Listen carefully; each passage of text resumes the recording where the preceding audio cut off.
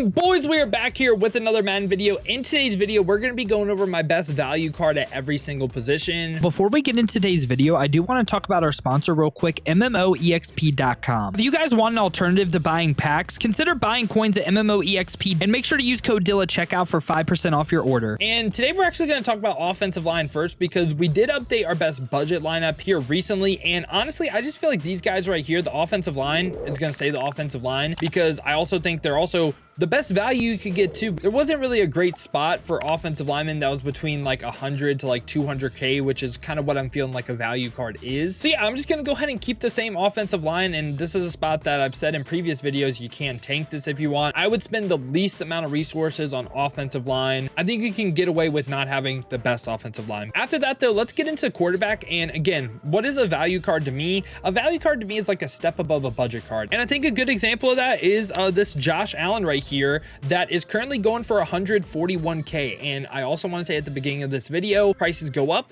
prices go down depending on the day, depending if there's new content, depending if there's a new quarterback that drops. Like there's a potential he might be a little bit higher, there's a potential he might be a little bit lower, but right now as I'm recording, he's in a good spot. So Josh Allen's on the list. And this card has 80 speed, 87 throw power. I think throw power is probably the most important rating for quarterbacks. I guess you could say speed too. I don't really notice a ton of inaccurates, even if you have like 70 accuracy. But yeah, Josh Allen, love the throw power, love the speed. Also has a really nice release in the game. And he can also get an X factor like the gunslinger X factor too. I feel like for 141K, Josh Allen is still a top end quarterback in the game, and getting that for 141K, I don't feel like it's a bad buy at all. Now we're going to go to running back right here. And especially after the new spin patch, Raheem Mostert for like 100K, I feel like what you need running backs to do right now, run in a straight line fast or like juke. And I feel like Raheem Mostert can do all that. Like he's 85 speed, 84 acceleration, 84 agility, has 87 break tackle as well. And what we can do real quick too is look up this card's juke move rating. He has 86 juke. So yeah, I just feel like, especially after the spin move getting patched a little bit, I feel like Raheem Mostert is still really, really good. And if anything, I feel like he's kind of criminally underrated right now at the running back spot. This is going to be a weird one. Fullback. I'm going to have Patrick Ricard. Now, you might be like, why in the world? Let me explain. So Patrick Ricard is 6'3", 305. And I get the speed isn't there. The meta on defense, double A gap, which they said they patched. I don't think they patched it. Double A gap still be double A gap. And when I play it, it still disengages me. So what he is good for, what can he do a good job with? Well, the reason why double A gap is really good and really annoying is the fact that when it disengages, like the middle linebackers people play are like LT, Josh Uchi, Trayvon Walker, all these cards instantly get put on your running back who,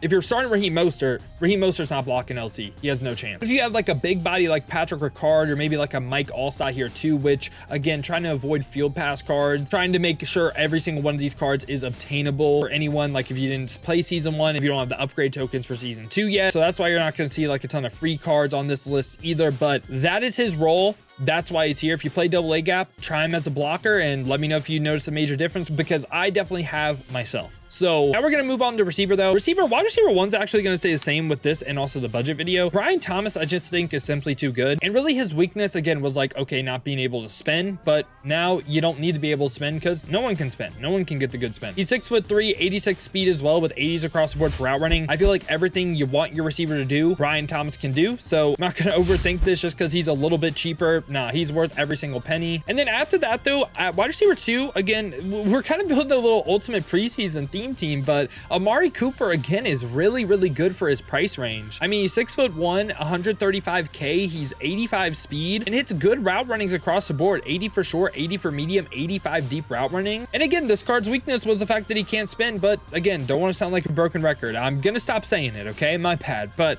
wide receiver 3 is also gonna be another person that I don't want to say is forgotten about, but Mike Evans for 120K, sign me all the way up. 84 speed, he's 6'5", 85 for deep route running as well. Like, I love this trio of wide receivers right here. I don't think it's that much worse than the best at every single position. Now, rounding out the offense right here, we're just going to talk about tight ends. And tight end, I think you could still have Evan Ingram, but I really like George Kittle as well. We already spotlighted Evan Ingram in the budget version. So value-wise, George Kittle is really, really nice because he has the 84 speed, which is pretty solid, but he can also run block a little bit too. So he's a little bit more balanced of a tight end. So if you run the ball a decent amount, George Kittle is more your type of tight end. So yeah, this is what the offensive side of the ball is looking like. Let's go ahead and go to the defense. Now we're going to be starting off in the secondary right here at free safety. And again, we might as well keep the ultimate preseason theme team going. Melifonwu for 139K. He's 6'3", 85 speed, and also hits 85 zone coverage as well. So it's not just the speed, it's not just the height, it's also the zone as well. This card isn't the best in a man defense. If you're looking for a man coverage safety, you could potentially go Jalen Petrie as well. Hits that 80 level of man coverage. I was between those two, and I think both of them are phenomenal, but I went Melifonwu because of the height in the zone. Then we're going to go to strong safety right here, and I feel like there's just no better option than 83 Jeremy Chin. I mean, this card is 6'3", 86 speed, 86 acceleration, and again, he also hits 80 zone coverage. So it's not like it's just height, it's just speed, it's just excel. No, this card also can play zone coverage. And I feel like he's just a really nice alternative to like Cam and Ken Houston, who are a little bit more. Like, I just feel like there's no point not to run him. And again, fantastic value. Now, I'm going to be honest with y'all. Cornerback is in a really weird spot because we have the top end options, like the LTD guys that are all like a mil. Then we get to like the 300K range. And then we get a little bit like 200K. And then it's like a very big drop off. Like, then it just goes like 70K. So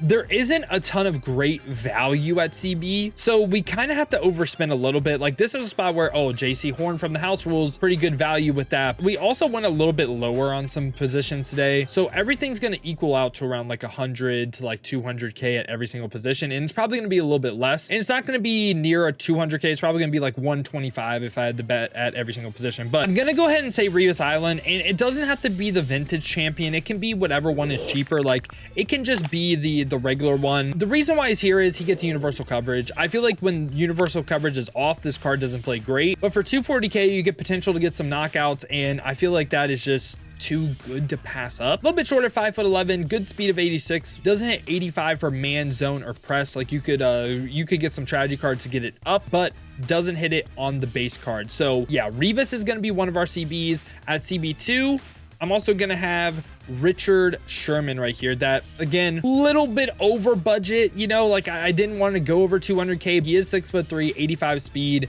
does hit that 85 level of zone coverage as well. Again, not a great man coverage corner. And at CB3 this time, we are going to have Antonio Crow Marty, the 85. So yeah, corner, we had to overspend a little bit, but corner is a little bit overpriced. We need some better champions that are cheaper, man, okay? But Crow, 86 speed, 85 man coverage, 80 zone coverage as well. So yeah, this is what the secondary is looking like. Let's go ahead and round out this defense with the front seven, and we're going to start out at right outside linebacker. Now, outside linebacker, if you want to keep it in position, go like Khalil Mack right here, which, I mean, he's 136K, but I just feel like this card is too good to pass up. I'm going to have Arden Key on this list as well. I don't think people realize how good this card is. The 76 speed, 81 acceleration isn't crazy, but he has 85 finesse moves, really nice number to hit, and he only has the finesse move traits on yes. He's not going to use power moves, so we can ignore that power move rating. Yes, the block shed is a little bit lower, but this card's finesse moves are just too good to pass up in my opinion, especially for his price. Like, it is literally stealing. And as a true left outside linebacker, I am going to have Jalen Phillips, Dolphins, great, not just because he's a Dolphin, but because he just has a great balance of stats. I mean, 83 speed, 87 acceleration, 81 block shed, 80 power moves, 84 finesse moves. Hard to beat that as a pass rusher. Now, middle linebacker right here. At middle linebacker 1, we are going to have Divine Diablo. Gonna be the same as our budget options, but Divine Diablo, again, it's just hard to pass up this price with what he can do. He's 6'3", 86 speed, 88 acceleration, doesn't hit any zone coverage, but